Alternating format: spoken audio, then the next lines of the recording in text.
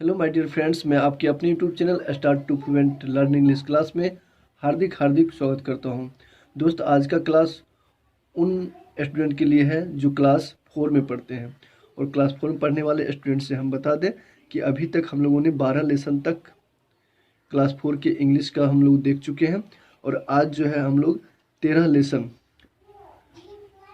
का आज हम लोग शुरुआत करने जा रहे हैं। तो आप जो भी स्टूडेंट हैं, जो भी देखने वाले व्यूवर्स हैं, हम उनसे बता दें कि अगर आप नहीं देखे हैं पिछले 12 लेसन को, आप देख सकते हैं प्ले लिस्ट में से जा करके। और आप जो है जल्द आप जो है इस सारे को शेयर भी करने की कोशिश करेंगे, जिससे कि मैं आपके लिए वीडियो लगातार लाते रहें। चलिए तो चलते हैं क्लास की ओर। क्लास में कहा जा रहा है 13 लेसन में, 13 लेसन का नाम है the little red hen. The little red hen जिसका मतलब होता है लाल छोटी मुर्गी, छोटी लाल मुर्गी। ये हो जाएगा आपका छोटी लाल मुर्गी।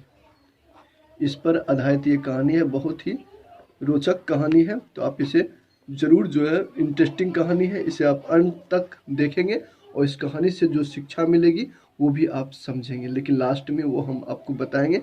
तो आप जो है निश्चित रूप से जो है पूरी कहानी को अटेंड करेंगे। तो चलिए चलते हैं क्लास की ओर। क्लास में सबसे प्रथम यहाँ से शुरू है, और शुरू करने से पहले हम आपको वर्ड जो है कुछ दिखा दें, और वर्ड को जो है आप नोट यहाँ से कर लेंगे। देख सकते हैं कि यहाँ पे लिखा हुआ है चपातीज। चपातीज का मतलब होता है रोटियां। और ये जो आपको लिखा हुआ है स्टेप, स्टेप का मतलब होता है चरण। तो जो इसमें जो कठिन वर्ड है उसको हम दिखा देते हैं आपको, और बाकी सब वर्ड जो भी है आप लिख लेंगे। इन्वॉल्व्ड का मतलब होता है शामिल होना। स्क्रैच का मतलब होता है खुरेदना। प्रोसेस का मतलब होता है प्रक्रिया। ग्रेन का मतलब होता है दाना या बीज। व्हीट मतलब होता है गेहूँ। तो इस पार्ट को आप लिख लेंगे पूरे को। इस पेज के जितने भी वर्ड थे आप देख चुके हैं। अब इस पेज को आप वर्ड को देख लें, और इस पेज के वर्ड को भी आप लिख लें। इसका थ्रेस लिखा हुआ है। थ्रेस का मतलब होता है धान गेहूं से अलग करना, यानी धान या गेहूं से दाना को अलग करना। अलग करना, दाना अलग करने की प्रक्रिया जो होती है उसी को थ्रेस बोला जाता है। तो थ्रेस यहाँ जो लिखा हुआ है वेरी वेल, वेरी वेल का मतलब होता है बहुत अच्छा। सम टाइम मतलब कुछ समय। एक भी वर्ड आपको छूटा हुआ नहीं है। अगर छूटा हुआ आपको मिले तो आप जरूर जो है कमेंट में लिखेंगे, और हम आपको रिप्लाई जरूर करेंगे। तो यहाँ पर जैसे लिखा हुआ है व्हीट, व्हीट का मतलब होता है गेहूँ। ग्राउंड का मतलब होता है पिसवाने के लिए। और फॉक टेल का मतलब होता है लोक कथा। हम लोग लेसन में इन सारे वर्ड को देखेंगे, और वर्ड पता रहेगी तभी हम उसका ट्रांसलेट इनटू हिंदी जो है अच्छी तरह से कर पाएंगे। और ट्रांसलेट इनटू हिंदी अगर हम अच्छी तरह से कर पाए तो आसानी से क्वेश्चन आंसर को भी हम लोग अटेंड कर लेंगे। चलिए चलते हैं इसके ट्रांसलेटेड टू हिंदी की ओर। तो इसमें कहा जा रहा है सबसे पहले यहाँ से, one day the little red hen was scratching in the farm yard when she found a grain of wheat. कहता है एक दिन एक लाल मुर्गी जो है जब फार्म यार्ड में, यानी कि पशु अहाते में जो है, जब एक गेहूं के दाना को देखती है, गेहूं के दानों को, जब एक गेहूं के दानों को देखती है तो वह खुरेदने लगती है। वह जमीन को क्या करने, खुरेदने लगती है। खुरेदने लगती है इस प्रकार से। फिर खुरेद करके वो क्या करती है आगे देखते हैं। तो इसमें है who will plant the wheat. कौन जो है, वो फिर कहती है, कुछ वहाँ पे जंतु होते हैं, उससे वो कहती है कि कौन जो है इस गेहूं को प्लांट मतलब कि उगाएगा, कौन इस गेहूं के दानों को उपजाएगा।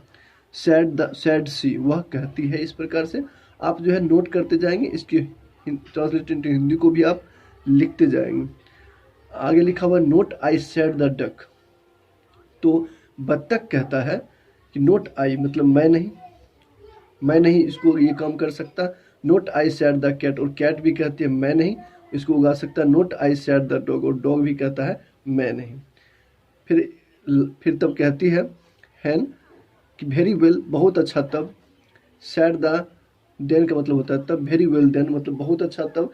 सैड द लिटिल रेड हैन। तो इस प्रकार से लाल मुर्गी कहती है आई विल, मैं करूँगी, मैं करूँगी इसे, मैं अवश्य करूँगी, मैं करूँगी।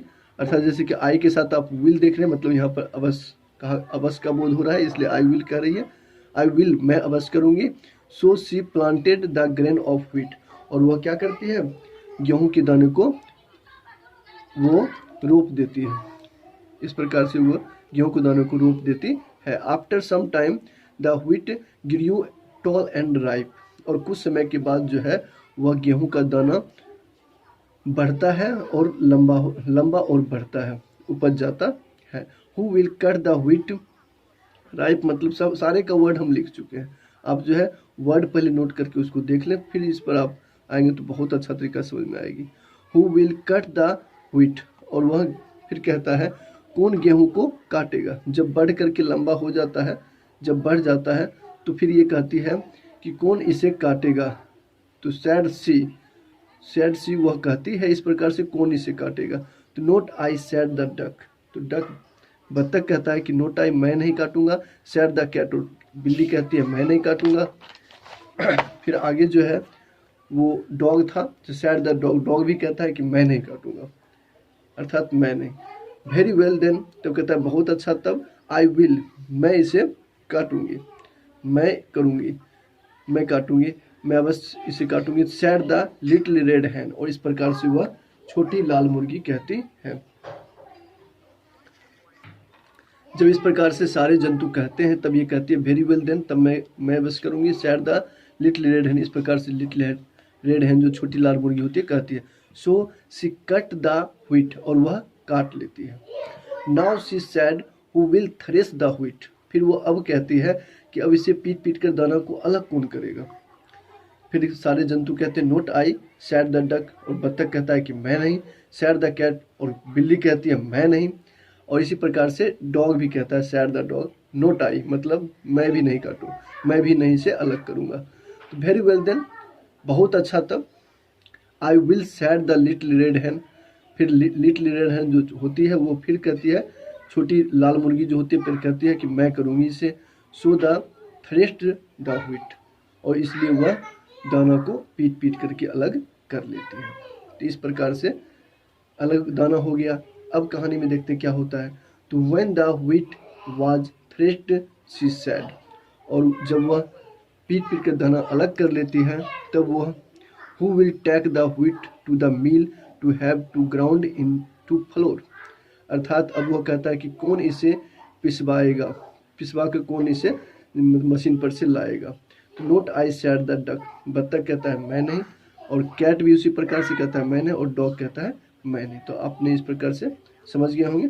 आगे फिर कहता है इसमें वेरी वेल देन, फिर छोटी लाल मुर्गी जो होती है कहती है वेरी वेल देन, अर्थात बहुत अच्छा, तब